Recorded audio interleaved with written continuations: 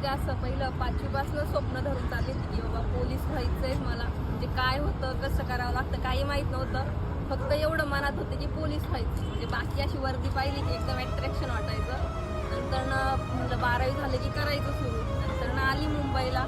पहिली लावली, जरा चूक झाली, पहिली लावली एक अकॅडमी.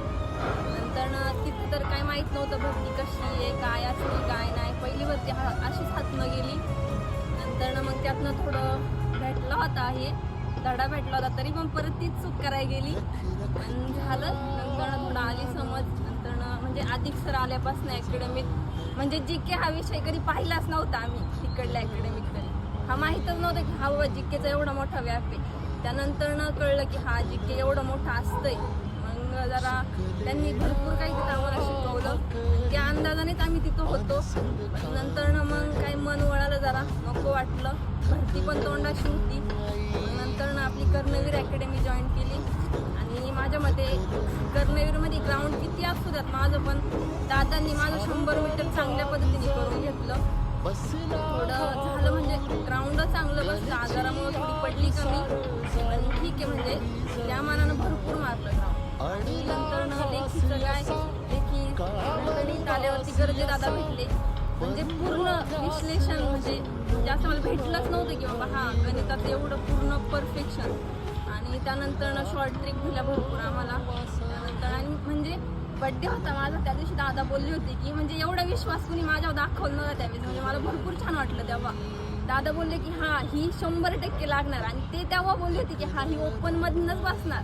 मी तेव्हा भरपूर म्हणजे टेन्शनमध्ये होते की हा बाबा दादा एवढं विश्वासाने एवढ्यांसमोर बोलते आणि मी करेल की नाही. म्हणजे तेव्हापासून मी जास्त हे दिला, जोर दिला अभ्यासावरती की हा बाबा कोणीतरी एवढा विश्वास दाखवतंय तर आपण केलंच पाहिजे. आणि माझं नशीब एवढं हे की पेपर जसा 15 दिवस आला, पेपर जशी मी याच्यात क्लासमध्ये द्यायची, मला 52, 65 असे मार्क मी घ्यायची.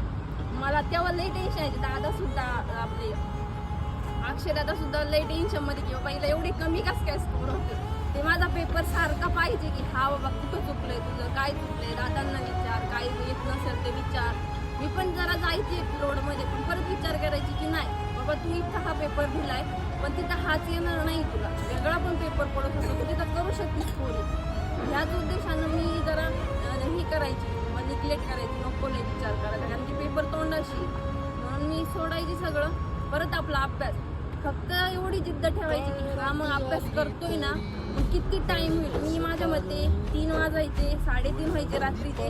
मम्मी अशी माझ्याकडे बघायची, का गं झोपायचं नाही, म्हणायची नको अजून. म्हणजे मन असायचं की हा नको झाली, लगेच नको झोप, अजून आहे ना तुझे म्हणजे डोळे झाकत नाहीत ना तोपर्यंत तू कर अभ्यास. तोपर्यंत मी करत राहायचे अभ्यास. म्हणजे मला मार्गदर्शन पण चांगलं भेटलं. चांगल्या पद्धतीने सगळे सांगत होते की हा माझी ताई पण सांगायचं प्रत्येक ठिकाणी हे नको करू. त्यांनी भरपूर त्यांच्या स्वतःच्या नोट्स लिहिल्या आम्हाला पाठवल्या की बाबा हे वाचा असं तसं. परत रत्ननी सुद्धा भरपूर मदत केली की ग्राउंडमध्ये तुझा स्कोर कसा वाढत नाहीये, हे कर ते कर. म्हणजे अशी बरेच चांगली चांगली लोक भेटली म्हणजे संघर्षात. आणि मेन श्रेय मी माझ्या बहिणीला देईल, कारण की तुम्हाला सांगू का, ती म्हणजे ना मी इथनं गेली ना रनिंग करून, माझी पाय दुखतात, ती जॉबवर न्यायची आणि मी तिला बोलली ना पाडे माझे पाय दाखवून दे, माझे पाय चोळून द्यायची जॉबवर नाही येऊन सुद्धा.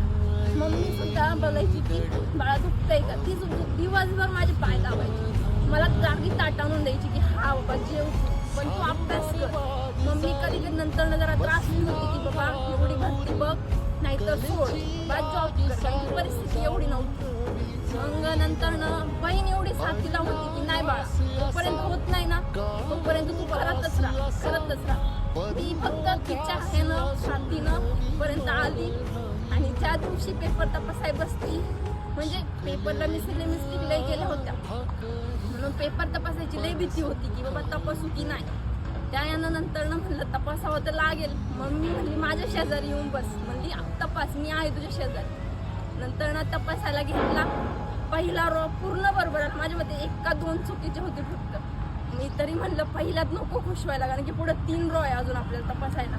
पुढचे 3ही रो एवढे म्हणजे सगळं भारी आलं. माझ्यामध्ये 87 तेव्हा टोटल झाली होती. म्हणजे मलाच माझा विश्वास नव्हता. मी पहिला कॉल दादांना केला, अक्षय दादांना, आणि मी यांना रडत रडतच सांगत होती की दादा माझी 87 टोटल झाली. दादा म्हणजे रडती कशाला, झालं की काम आपलं, म्हणजे ओपनमधलं झालं का. तरी पण म्हणजे मला माझ्या म्हणजे कष्टावरती म्हणजे विश्वास एवढं पण म्हणजे एवढी सोपी साक्षी चुकून आली. मी एवढंच सांगायची स्वतःला. कधी कधी एवढी निगेटिव्ह झाले होते की मी होईल की नाही, मी एवढा विचार करायची त्यामध्ये मग मी MSF जॉईन करत, एवढ्यापर्यंत माझे विचार केले होते. पण नशिबानं लई साथ दिली त्यावेळेस आणि झालं. आणि ओपनमधनं दादांचा शब्द पूर्ण केला मी, झाले ओपनमधनं. आणि सगळ्यांच्या काही अपेक्षा होत्या, त्यामुळे जरा खचली जायची की बाबा एवढी आपल्याकडनं अपेक्षा आहे, विरोधक एवढे बोलतायत की हा ते होऊ शकत नाही. पण आज त्यांना तोंडावरती म्हणजे फेकून उत्तर मारले, आम्ही पण करू शकतो आणि आमचा पण तेवढा जोर आहे. कितीही अकॅडमी बसू द्या, माणसं आपल्याला साथीला चांगली असेल ना आपण कुठपर्यंतही जाऊ शकतो. एवढंच फक्त तुम्ही पण लक्षात ठेवा, संघर्ष हा सांगण्यासारखा नसतो, कारण की लई मोठा 2-3 वर्षाचा संघर्ष आहे माझा. म्हणून काय आणि फक्त खचायच नाही, मी तर ग्राउंडचे 15 दिवस होते, पूर्ण श्वास सुद्धा मला घेता येईल एवढी घाण आजारी पडली. काय झालं कुणालाही कळलं नाही, कोणत्या डॉक्टरला कळलं नाही की मला काय झालं. पण श्वास सुद्धा मला साधा, मी ग्राउंडवरती एवढं मी कधीच दादाचा मार नव्हता खाल्ला, तेव्हा मी मार खायची दादाचा, रोज मार खायची, रोज एक ठेवतो तेव्हा तुझं का ग्राउंड काढलं. तर माझं एवढंच उत्तर की दादा दुखतंय, म्हणजे मी कोणाला सांगू शकत नव्हती माझं काय दुखतंय, मलाच माझं माहित होतं. 5-6 महिने मी असेच काढले आणि ग्राउंडला सुद्धा जाताना एवढी भीतीत गेली. पण एवढंच ग्राउंडला जेव्हा मी त्या ट्रॅकला पळत होती ना, एवढंच लक्षात ठेवलं की साक्षी तुला पळणं होणार नाही, की बाबा तू परत अशा पद्धतीने पळणार नाही, तुला हे शेवटचं पळायचं, एवढंच लक्षात ठेवलं. आणि त्याच दिवशीने तेवढी तिथं पळली आणि 43 म्हणजे टार्गेट 45-47 होतं पहिलं, नंतर 43 पडले. नंतर मला अपेक्षेपेक्षा चांगले पडले, एवढं काही कमी आली नाही आहे, जे की ओढू शकते. मग केलं चांगलं प्रयत्न आणि भरती झाल्यावरती आनंद हा कशात मावतच नाही, म्हणजे वेगळाच आनंद येतो. तुम्ही सुद्धा भरती व्हा, याचा अनुभवा.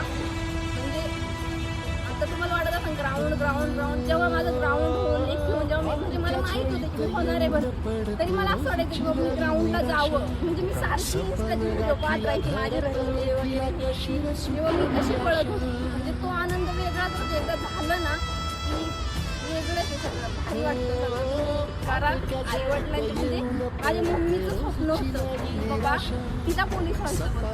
तिनं एकदम मला सांगितलं की असं माझं स्वप्न होतं. नंतर टार्गेट ठेवले की हा बाबा व्हायचंच आपल्याला, त्यासाठी परिस्थिती बदलण्यासाठी काहीतरी करावंच लागणार आहे. फक्त लक्ष एका ठिकाणी द्यायचं. काय थोडेच दिवस करायचे, असं लई दिवस तुम्हाला करायचं नाही की हा बाबा नाही आपल्याला काढायचं. थोडं फक्त कष्ट करा, डाईट वगैरे व्यवस्थित घ्या, चांगल्या पद्धतीने ऐका, काय होते चांगली मोठी गोष्टी करा प्रयत्न. जो म्हणजे आपल्या आनंदाचा असतो, आपल्या आईच्या डोळ्यात जेव्हा येईल तेव्हा त्यापेक्षा भारी गोष्ट कोणतीच नाही.